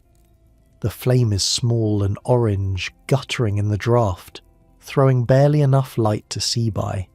But it's something. In a world this dark, any light is something. She wedges the rushlight into a holder near the cooking area.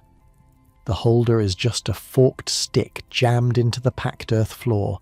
Nothing fancy, but it keeps the rushlight upright while it burns. Fat drips down from the flame, pooling at the base, filling the air with a smell like cooking meat. One rushlight won't last the evening.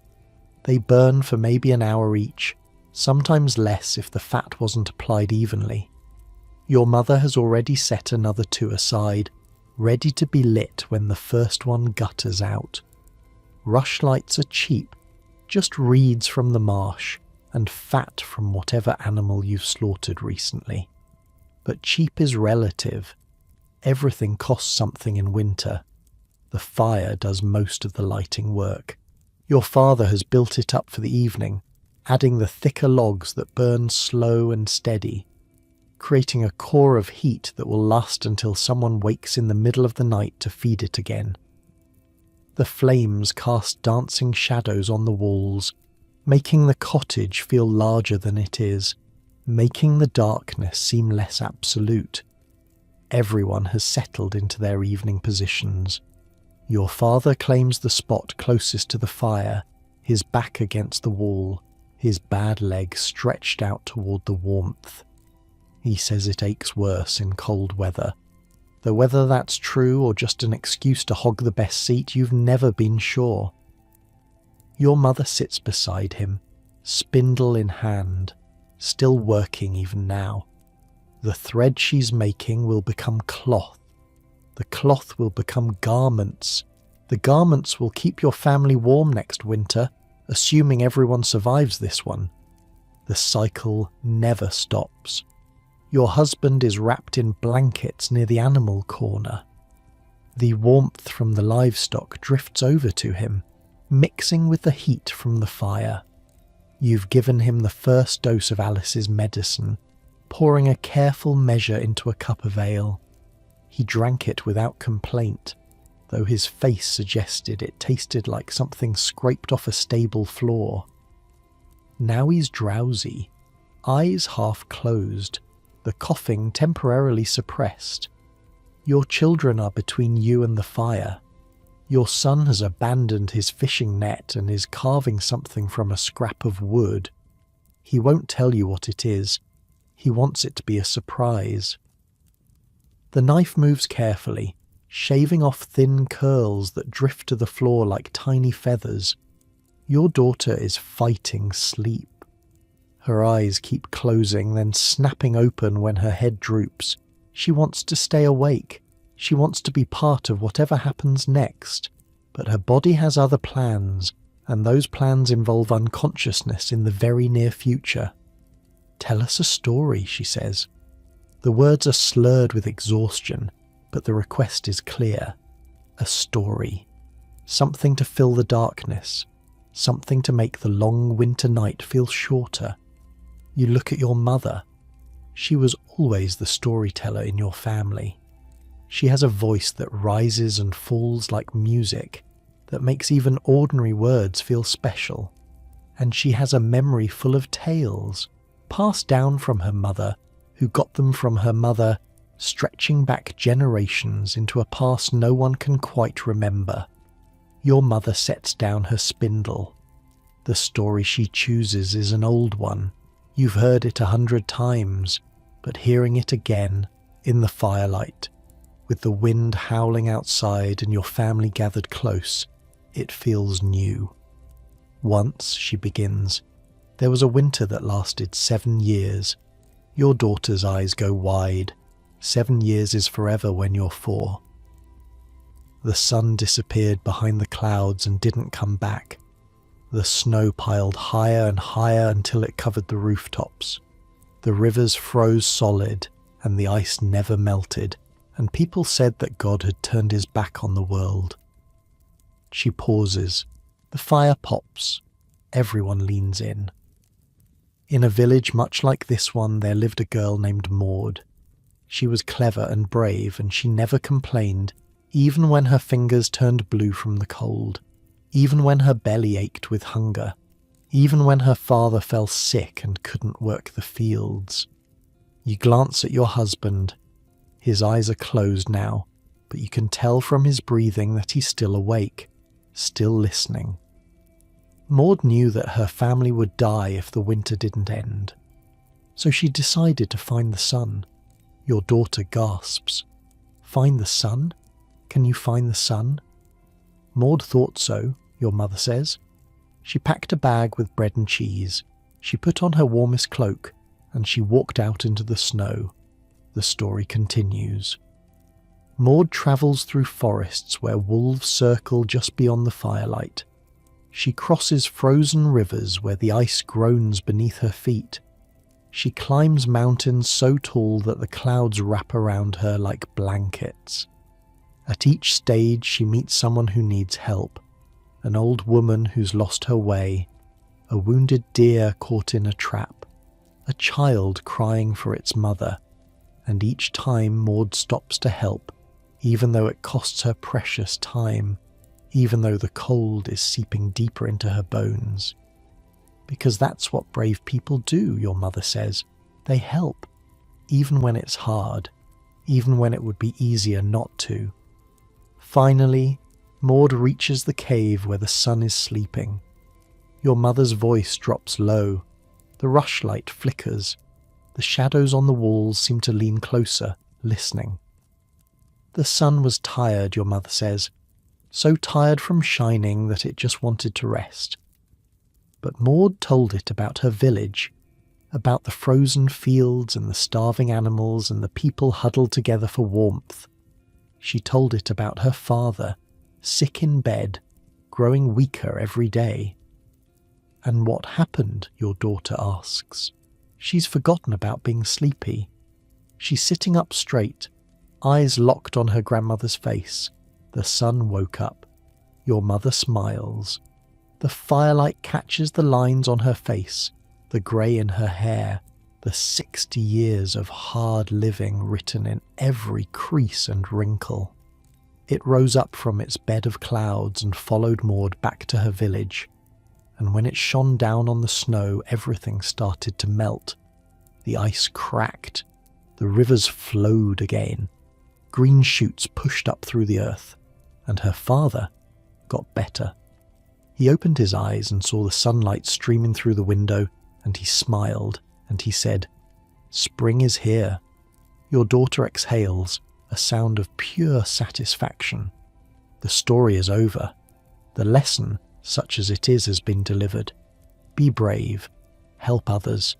Believe that winter will end because it always does, even when it feels like it never will. Your mother picks up her spindle again. The fire crackles. The rushlight burns lower.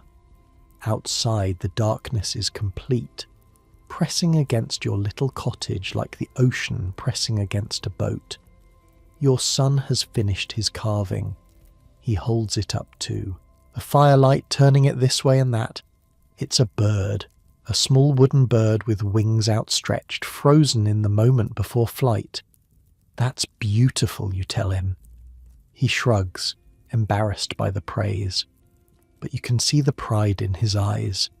He made something real and permanent and his, in a world where so much is taken from you.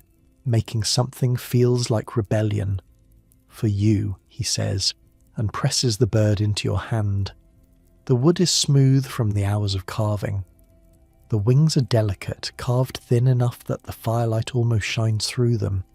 It must have taken him all afternoon. You close your fingers around it and pull him into a hug. "Thank you," you whisper. He squirms away after a moment because he's 7 and hugs are still slightly embarrassing. But he's smiling. You're smiling too. Your daughter has finally lost her battle with sleep. She's slumped against your side, mouth open, breathing slow and steady. You ease her down onto the floor, tucking your cloak around her for warmth. She doesn't stir. She's gone deep into the kind of sleep that only exhausted children can achieve. The first rushlight is guttering. Your mother lights the second one from the dying flame, transferring the fire from one reed to another. The light never quite goes out. That's the trick. You pass it along, keep it moving, never let the darkness win completely. The evening settles into a comfortable rhythm. Your father tells a story about his grandfather, who once arm wrestled a blacksmith and won. Your mother hums while she spins. Your son examines his carved bird from every angle, already planning his next project. Your husband sleeps, really sleeps, the medicine finally pulling him under. This is what winter evenings look like. Not exciting, not dramatic, just people sitting together in the warm circle of firelight, filling the hours until sleep comes, talking about nothing, remembering old times, planning for a future that might never arrive. From outside, faintly, you hear singing. It's coming from one of the neighbouring cottages, Martha's maybe, or the blacksmith's. Someone is singing an old hymn, the kind they teach in church, the kind everyone knows by heart even if they can't read the words. The sound drifts through the walls, thin and distant but unmistakably human. Other people are alive out there. Other people are surviving this same night, fighting this same cold, keeping their own fires burning against the dark. You're not alone. You've never been alone, really. The village is a web, and everyone in it is connected, and when one strand trembles, the others feel it. The singing stops. Silence returns, broken only by the wind and the fire, and your father's soft snoring. He's fallen asleep too, chin on his chest, hands folded in his lap. 43 years old today, ancient by any standard, and still here, still fighting. Your mother catches your eye across the room. She looks tired. Of course she looks tired. She's been awake since before dawn, working constantly, feeding and clothing and caring for a family of 6+ livestock. She'll be up again in a few hours when the fire needs feeding. She'll be up at dawn tomorrow to start the whole cycle over again. But she smiles at you. A small smile. A private smile. The kind that passes between women who understand each other, who have fought the same battles, who know what it costs to keep a family alive through winter. You smile back, and something passes between you in that moment. A recognition, a gratitude, a promise that whatever happens, whoever makes it, and whoever doesn't, you did this together. You fought together. You survived together. The second rushlight burns down to a nub. Your mother lights the third. The light continues. The fire continues. The night continues. Your son yawns, a huge jaw-cracking yawn that seems to start at his toes and work its way up. He's been fighting sleep too, not wanting to miss anything, not wanting to be the first one to give in. Go to bed, you tell him gently. I'll wake you if anything exciting happens. He considers protesting, then thinks better of it. He shuffles over to the sleeping area, collapses onto the straw mattress, and is unconscious within 30 seconds. Just like that. The resilience of children never stops amazing you.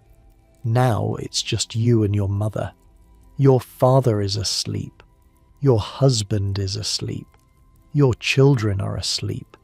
The animals are asleep. Even Edmund, his snores adding a bass note to the nighttime symphony. You should sleep too, but you don't. Not yet. Instead, you sit by the fire with your mother, watching the flames, holding the little wooden bird your son made, letting the warmth soak into your bones. Tomorrow there will be work. Tomorrow there will be worry. Tomorrow the food stores will be one day emptier, and the woodpile one day smaller, and your husband's cough might be better or might be worse. But right now, in this moment, everything is quiet. Everything is still. Everything is exactly as it should be. Your mother's spindle turns, the fire crackles, the rushlight flickers, and outside, beyond the walls, the stars are coming out. You can't see them through the oiled linen window, but you know they're there. The same stars that shone on your grandmother and her grandmother before that. The same stars that will shine on your daughter and her daughter after that. Winter is long. Winter is hard. Winter takes everything you have and demands more. But the stars are still there. The sun is still there, hiding behind the clouds, waiting to return. And you are still here. That counts for something. That counts for a lot. Your mother finally sets down her spindle. Her hands are cramped from hours of work, fingers curled into claws that she has to consciously straighten. She rubs them against her thighs, working the blood back into the joints, wincing at the stiffness. Time for sleep, she says. You nod. The third rushlight has burned down to almost nothing, the flames sputtering in a pool of melted fat. You don't bother lighting a fourth. The fire provides enough light to navigate by, and besides, you've memorized every inch of this cottage. You could find your way to the sleeping area with your eyes closed. Your mother checks your husband before she lies down. She presses her palm against his forehead, feeling for fever, leans close to listen to his breathing, pulls his blankets tighter around his shoulders. The gestures are automatic, the same ones she's performed 1,000 times over the years. Checking on the sick, keeping watch over the vulnerable. He's sleeping deep, she reports. That's good. You help her to the sleeping area. She's stiff from sitting so long, and the cold floor doesn't help. Her knees pop as she lowers herself onto the straw mattress next to your father. He shifts in his sleep, making room for her without waking, his body accustomed to her shape after decades of sharing this same bed. The carved bird is still in your hand. You set it carefully on the wooden trunk by the wall, where you'll be able to find it in the morning. Such a small thing. Such a simple gift. But in the darkness of winter, small things matter more than they should. You check on your children. Your daughter is a warm lump under the blankets, her breathing slow and peaceful. Your son has rolled onto his stomach, one arm flung out, face pressed into the straw. They look so young when they sleep, so innocent. You brush the hair from your daughter's forehead and pull the covers up around your son's shoulders. Then you check on Edmund. He's fine, of course. Edmund is always fine. He opens one eye as you approach, grunts a greeting, then closes it again. The sheep are huddled together in their corner, wool pressed against wool. The chickens are silent on their roost. Everything is as it should be. The fire needs one more log before you can sleep. You select it carefully, choosing one that is dry enough to catch quickly, but green enough to burn slow. You position it just right, nudging the embers aside to make room, then settling the log into the hottest part of the fire pit. The bark catches almost immediately, flames licking along the edges. That should last until the waking hour. You've never questioned this, the way sleep works in winter. You go to bed when the darkness comes. You sleep for a few hours. Then you wake, sometime in the middle of the night, and you tend the fire and check on the children and maybe lie awake for a while, thinking or praying or just existing in the quiet dark. Then you sleep again until dawn. Your grandmother called it the first sleep and the second sleep. 2 halves of the night, with a wakeful hour in between. Everyone does it. Your neighbours, your parents, everyone you've ever known. The idea of sleeping straight through from dusk to dawn is foreign, almost unimaginable. How would the fire survive? How would the cold be kept at bay? You settle onto the mattress beside your husband. He's warm, warmer than he should be, and for a moment your heart clenches with fear. Fever. The word rises unbidden in your mind. But when you touch his forehead, it's not burning, just pleasantly heated from the blankets and the nearby fire. You exhale slowly. Not fever, just sleep. The straw crunches as you adjust your position, finding the comfortable spots, avoiding the lumps where the hay has compacted into hard knots. Your daughter mumbles something and rolls toward you, seeking warmth even in her sleep. You gather her against your side and pull the blankets up to your chin. Cold air finds every gap. It creeps under the blankets where they don't quite meet. It seeps up from the floor beneath the mattress. It presses against your back where the straw has thinned. You curl tighter, pulling your knees toward your chest, trapping as much body heat as possible. This is how you fall asleep. Not gradually, not peacefully. More like falling off a cliff, one moment awake and the next moment gone, plunging into a darkness deeper than anything outside the cottage walls. Your body gives up on shivering. Your mind gives up on worrying. Everything just stops. The waking comes a few hours later. You don't know what pulls you out of sleep. Some internal clock maybe. Some ancient instinct that knows the fire is dying and the cold is creeping closer. One moment you're dreaming about summer, about warm sun and green fields. The next moment you're awake, blinking in the darkness, your breath fogging in the air. The fire has burned down to embers.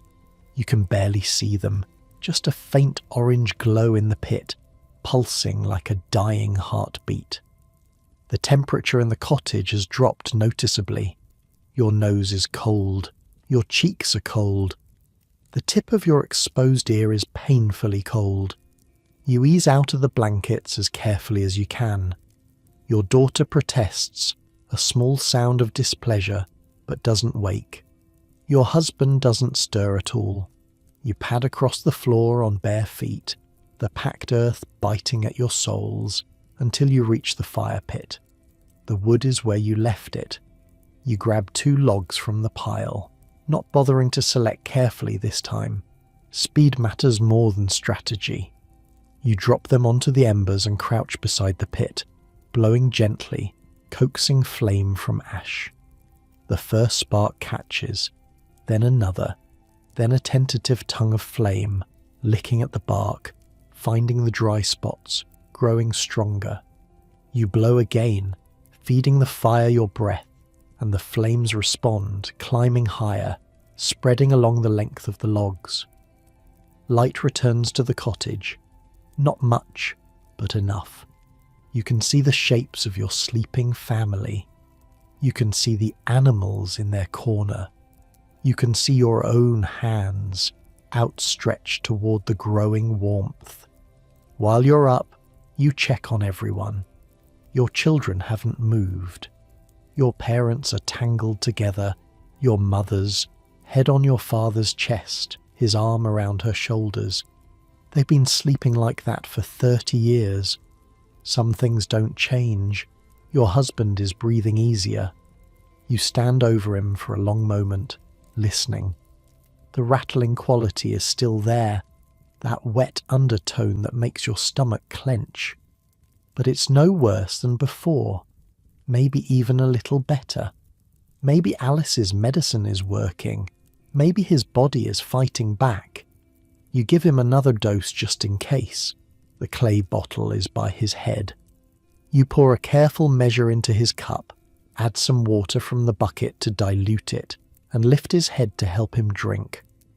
He swallows without fully waking, a reflex action, then settles back into sleep. Good, good. You're not ready to go back to bed yet. This is the wakeful hour, the time between the 2 sleeps, and your body knows it. Your mind is quiet but alert. Your muscles are relaxed but ready. It's a strange state, neither fully awake nor fully asleep, like floating in warm water. You sit by the fire and let your thoughts drift. Emma, the blacksmith's daughter, is probably sleeping peacefully in her own cottage right now, warm and safe, alive because you happen to be walking to the well at the right moment. You wonder if she's dreaming about the pond, about the cold water, about the moment when the ice gave way beneath her feet. Probably not. Children forget trauma faster than adults. The wolves Alice mentioned are out there somewhere, prowling the frozen forests searching for food. They're hungry too. Everything is hungry in winter. The deer they usually hunt have retreated to wherever deer go when the snow piles high. The rabbits are hidden in their burrows, so the wolves push closer to the villages, drawn by the smell of livestock, by the promise of easy prey. Your sheep are safe inside. Edmund is safe inside. But not everyone keeps their animals indoors. You think about the spring. It feels impossibly far away, a fantasy rather than a destination. But it will come. It always comes. The snow will melt. The ground will thaw. These seeds your father saved will go into the earth, and new life will push up toward a warmer sun. You'll plant peas first, then beans, then barley if the weather holds. Your daughter will run through the fields again, chasing butterflies and picking wild flowers. Your son will fish in the stream, bringing home his catch for the evening meal. Your husband will recover from his cough and return to full strength, working beside your father in the Lord's fields. Maybe, probably, you hope. The fire crackles, sending a shower of sparks up toward the smoke hole. You watch them rise and vanish, tiny points of light swallowed by the darkness above. Your mother stirs on her mattress. She doesn't wake, just shifts position, pulling the blankets tighter, burrowing deeper into the straw. Even in sleep, she's still fighting the cold. You wonder if she dreams about fire, about warmth, about summer days when the sun bakes the fields and the air shimmers with heat. You should go back to bed. The fire is burning strong now, the new logs fully caught, flames dancing high. It should last until morning, and the wakeful hour is passing. You can feel sleepiness creeping back into your limbs, a heaviness in your eyelids that grows harder to resist. But you allow yourself one more moment by the fire, just one more moment of quiet, one more moment of peace, one more moment where you're not a wife or a mother or a daughter, just a woman sitting alone with her thoughts, warmed by flames that push back the endless winter dark. The carved bird sits on the trunk across the room. You can just make out its shape in the firelight, wings outstretched, frozen in flight. Your son made that, your 7-year-old son, with his patient hands and his quiet determination.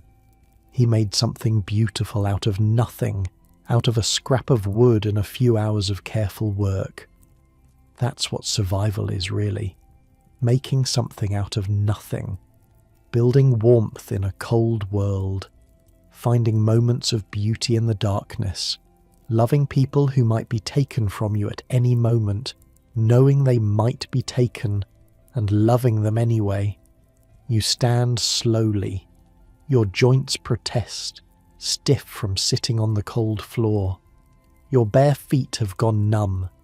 You shuffle back toward the sleeping area, stepping carefully to avoid waking anyone, and lower yourself onto the mattress. Your daughter immediately rolls toward you. Her small body presses against your side, seeking heat, seeking comfort, seeking the safety that only a mother can provide. You wrap your arm around her and pull her close. Your husband is breathing, steady, rhythmic, alive. The fire crackles, the wind whispers, and somewhere outside, impossibly far above the clouds, stars are wheeling through the sky in patterns that have repeated since the beginning of time. You close your eyes. Sleep comes easier this time, softer, like slipping into warm water. The second sleep is always gentler than the first. Your body knows the hardest part of the night is over. The fire is fed, the cold is held at bay. Everything that can be done has been done. Your daughter sighs in her sleep. Your husband murmurs something unintelligible, and you let go.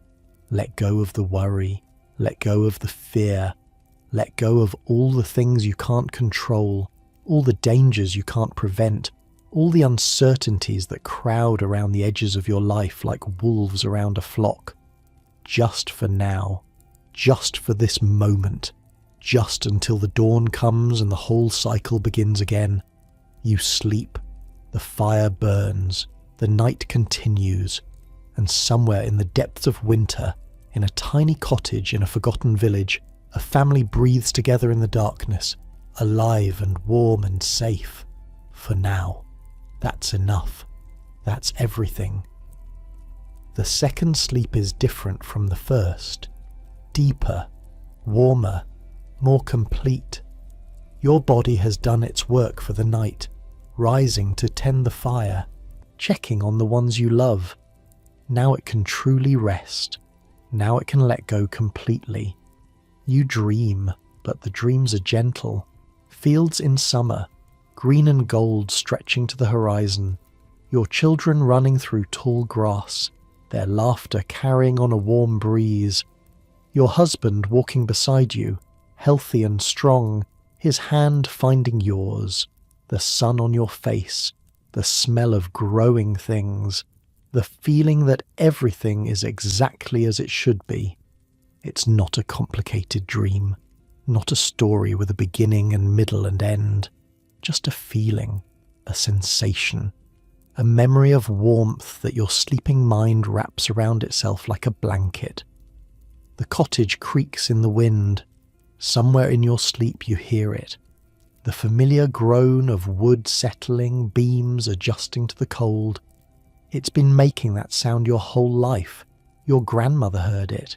Your mother heard it. Now you hear it, and someday your children will hear it too. There's comfort in that. in the continuity of small things. Your daughter shifts against you. Her breathing changes, slows, deepens into something beyond ordinary sleep. Children sleep so completely. Their bodies don't carry the same weight that adult bodies do. They haven't learned yet to hold on to worry even in their dreams. You pull her closer without waking. The fire has settled into a steady burn, not the dancing flames of earlier, but a solid glow, embers pulsing with stored heat. It doesn't need tending. It knows its job. It will last until morning. Hours pass. You're not aware of them passing. That's the gift of the second sleep. Time becomes meaningless. The night could be endless or over in a heartbeat. Your body doesn't care. Your mind doesn't track the movement of stars you can't see anyway. You just rest. Really rest. The kind of rest that reaches down into your bones, into the tired muscles of your back and shoulders, into the ache that lives permanently in your hands from years of work. Everything softens, everything releases, everything lets go. Edmund snores in his corner. It's a ridiculous sound. Wet and rumbling, like rocks tumbling in a barrel. If you were awake, you might laugh. But you're not awake, not really, and the sound just becomes part of the texture of the night. Another familiar thing, another small comfort. The sheep breathe together, in and out, a rhythm older than memory. Animals has been sleeping in human dwellings since the beginning of time, keeping each other warm, keeping each other alive. There's something ancient about it, something right.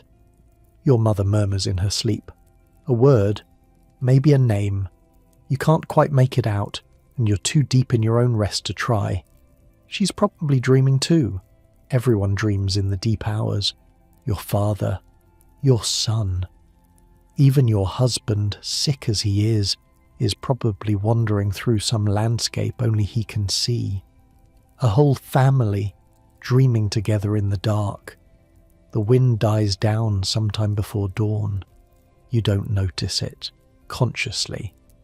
But something in your sleeping body registers the change. The absence of that constant pressure against the walls. The silence where there used to be sound. The cottage seems to settle more firmly onto its foundation, hunkering down for the final hours of night. The cold is still there, of course. It never leaves in winter. It just waits, presses against the walls, seeps through the gaps, reminds you that warmth is something you have to fight for, something you have to earn and maintain and protect. But for now, you're winning. The fire burns, the bodies are huddled close, the animals add their heat to the mix, and somewhere in that crowded, smoky, hay-strewn cottage, the temperature stays just barely above the point where flesh starts to freeze. That's victory. That's survival. That's another night held at bay. The first light comes slowly. Not through the window, not at first. The oiled linen is too thick for that. But somewhere in the quality of the darkness, something shifts. The absolute black of midnight gives way to something slightly softer. A grey that's almost invisible. A hint that the world outside still exists. The rooster knows before anyone else. He's been waiting for this moment. Roosters always know. Some internal compass that tracks the turning of the earth, the slow march of the sun toward the horizon. He ruffles his feathers, adjusts his position on the roost, prepares, and then he crows. It's not a gentle sound. Roosters don't do gentle. It cuts through the cottage like a knife, sharp and insistent and absolutely certain that everyone needs to be awake right now. You don't wake. Not yet. Your body has learned to ignore the first crow. It's too early. The sun isn't up yet. There's no reason to leave the warmth of the blankets, so you let the sound wash over you. Acknowledge it somewhere in the back of your sleeping mind, and sink deeper into rest. The rooster crows again, and again. He'll keep going until someone acknowledges him. That's just what roosters do. They demand attention. They refuse to be ignored. They announce each new day with the same desperate urgency, as if this dawn might be the last one, as if the sun might forget to rise without their help. Your father is the first to stir. You hear him more than see him. The rustle of straw, the creak of his bad leg as he shifts position, the soft groan that he probably doesn't even know he's making. He's been waking at dawn for 40 years. His body doesn't know how to do anything else. He doesn't get up yet. Too cold, too dark, too early. He just lies there probably, staring at the smoke-stained thatch above his head, listening to the rooster, waiting for the courage to leave the warmth of the blankets. Your mother's hand finds his. You don't see this either, but you know it's happening. After 30 years, you know. They've woken together 10,000 times.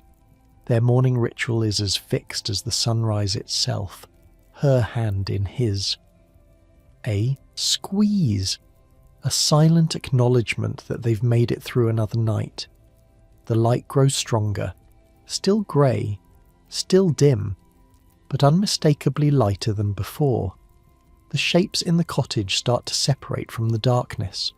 The trunk by the wall, the pile of firewood, the hulking shadow of Edmund in his corner. Your husband coughs. It's the first sound he's made all night. A wet, rattling cough that brings him partway out of sleep. He turns his head, spits something into the rushes and settles back down. The medicine is working, or his body is fighting. Either way, he's still here, still breathing, still warm beside you. Your daughter stretches. A full body stretch, arms above her head, legs straightening, back arching. She makes a sound that's half yawn, half protest. She doesn't want to wake up. Nobody wants to wake up on a winter morning, but her body is young and resilient, and it doesn't need as much sleep as she'd like. She opens her eyes. You feel her eyelashes flutter against your arm. Feel her body tense as she registers the cold air on her face. Feel her burrow deeper into your side, trying to postpone the inevitable. "Mama," she whispers, "it's cold." "I know, baby. I know. You're awake now too. Not fully, not completely. But enough to register the weight of your daughter against your side, the sound of your father slowly sitting up, the smell of last night's fire settling into cold ash. Another day. Another morning in the depths of winter. Another round of fighting the cold, feeding the fire, stretching the food, hoping the weather breaks before the supplies run out. But you don't move yet. You allow yourself this moment, this last moment of rest before the work begins again. Your daughter warm against you, your husband breathing beside you, your son still sleeping on your other side, mouth open, one arm flung across his face. Your family, alive, together. Outside, the world is waking up. You can hear it, even through the walls. The sound of doors opening in distant cottages, the creak of well buckets being lowered, the low murmur of voices as your neighbours emerge into the cold grey morning. Martha will be up, breaking ice from her water bucket, starting her fire, beginning the endless work of survival all over again. Old William will be checking on his sheep, the ones he keeps in the shed behind his cottage, counting them, making sure the wolves didn't get through in the night. Father Aldrich will be shuffling toward the church, preparing for morning prayers that only a handful of people will attend. His breath fogging in the cold air, his old bones aching with every step. The village is alive, despite everything, despite the cold and the hunger and the sickness and the wolves, despite the fact that half of them didn't exist 20 years ago, and half of them won't exist 20 years from now. Despite the constant grinding pressure of survival, the village is alive, and so are you. Your father stands. You hear the pop of his knees, the shuffle of his feet on the cold floor. He moves toward the fire pit where the embers are still glowing and begins the first task of every winter morning, bringing the fire back to life. The rhythm begins again, the same rhythm that's carried your family through every winter you can remember. Fire first, then water, then food, then whatever work the day demands. One thing after another, each task leading to the next, until the darkness falls again, and you tumble back into the blankets and start counting the hours until dawn. It's not much of a life, some might say. It's hard and it's cold and it's short. Most of your children will die before they grow up. Most of your friends will be gone within a decade. Most of everything you love can be taken by a bad harvest, a harsh winter, a fever that burns through the village like fire through dry grass. But it's yours, this cottage, this family, this small patch of earth in a forgotten corner of England. It belongs to you in ways that the Lord's manor and the king's castle never can. You know every stone in the walls, every crack in the floor, every way the light falls through the window on a summer afternoon. And right now, in this moment, that's enough. Your daughter sits up. Her hair is wild, sticking up in all directions. Her face is creased from the straw. She looks at you with sleepy eyes, not quite ready to face the day, but knowing she has to anyway. "Is Papa better?" she asks. You look at your husband. He's still sleeping, but his breathing is easier than yesterday. The medicine is working. The worst might be behind you. "I think so," you tell her. "I think he's going to be okay." She nods, satisfied. Children accept good news so easily. They don't question it, don't look for reasons to doubt. They just believe and move on. Your son rolls over, his eyes open, find yours, and he smiles. That rare, precious smile that he saves for special occasions. He doesn't say anything. He doesn't need to. The carved bird on the trunk says everything that needs to be said.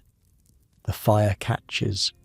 Your father has coaxed it back to life, flame licking at fresh wood, warmth beginning to push back the morning cold. He moves to the water bucket, checks the ice, decides it can wait until later. Your mother is sitting up now, stretching, rubbing the sleep from her eyes. "Another day," she says to no one in particular. Another day, your father agrees, and you think, yes, another day, another chance, another 24 hours of fighting and working and hoping and surviving. The sun is coming. You can't see it yet, but you can feel it. The quality of the light is changing. The grey is warming. Somewhere beyond the clouds, beyond the endless winter sky, the sun is climbing toward the horizon. Spring is still months away, but it's coming. It's always coming. No winter lasts forever, no matter how harsh, no matter how long, no matter how many lives it claims. You'll make it. Not because you're special, not because you're stronger or smarter or luckier than anyone else, but because this is what your family has always done. Survived, endured, held on until the warmth returned. Your grandmother did it. Your mother is doing it. Someday, your daughter will do it too. And somewhere in that chain of survival, stretching back through generations and forward into futures you'll never see, there's meaning, there's purpose, there's hope. You sit up slowly. The cold air hits your face and you grimace, but you don't retreat back under the blankets. The day is waiting. Your children are hungry. The animals need tending. There's work to be done. But before you stand, before you throw yourself back into the endless cycle of survival, You allow yourself one more moment, one more breath, one more heartbeat in the quiet morning light. Your husband's hand finds yours. He's awake now, watching you with tired eyes, his face pale but his grip strong. He doesn't say anything. He doesn't need to. "We're okay," his hand says. "We made it through the night. We're still here." You squeeze back. I know we are." And then you stand, and the day begins, and the story of your survival continues the way it always has. One moment at a time, one task at a time, one small victory at a time. The cottage fills with movement, children dressing, fire crackling, animals stirring. The sounds of a family waking up, coming back to life, preparing to face another day in the depths of winter. Outside, snow is falling again, soft and silent, covering the village in fresh white. It's beautiful in its way, cold and deadly and absolutely beautiful. But you don't have time to admire it. There's water to fetch, pottage to make, children to feed, a husband to nurse back to health, 100 small tasks that add up to survival. So you get to work. And somewhere in the rhythm of that work, in the endless cycle of fire and food and family, you find what everyone in this time has always found. Enough. Enough warmth. Enough food. Enough love. Enough to make it through. Enough to keep going. Enough. And now, here in your own warm bed, with your own soft pillows and your own quiet room, you can feel that same peace settling over you. The peace of having enough, the peace of being safe, the peace of knowing that whatever storms rage outside, you are warm and protected and exactly where you need to be. So let your eyes grow heavy, let your breathing slow. Let the story of Agnes and her family fade into the quiet darkness behind your eyes, carrying you gently toward your own deep, restful sleep. They survived their winter. You'll wake to your tomorrow, and everything for now is exactly as it should be. Good night.